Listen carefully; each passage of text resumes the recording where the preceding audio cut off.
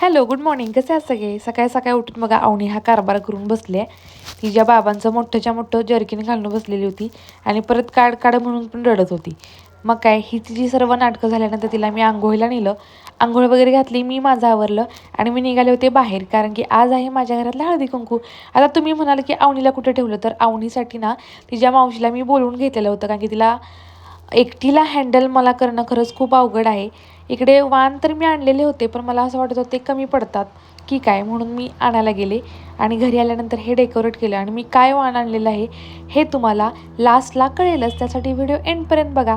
इकडे आल्यानंतर मी मस्तपैकी हे सगळं डेकोरेट केलेलं होतं. जसं आम्हाला थीम सुचलेली होती तसंच अगदी झालेलं होतं.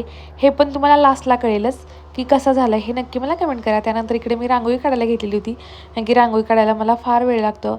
आधीच्या व्हिडिओ पण मध्ये मी तुम्हाला सांगितलेलं आहे. इकडे दमले होते मी, मग ह्या दोघांनी कचरा, एकानं फरशी पुसली. खरंच खूप दोघांनी मला मदत केलेली आहे.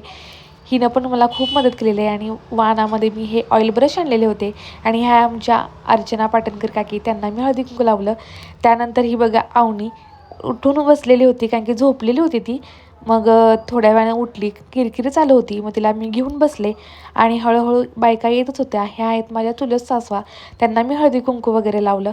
आणि व्ह्यू कसा दिसतोय मला कमेंट करून नक्की सांगा. आणि ही जी रांगोळी काढली आहे ना, ती मी काढलेली आहे, ती पण कशी वाटते हे नक्की मला कमेंट करून सांगा.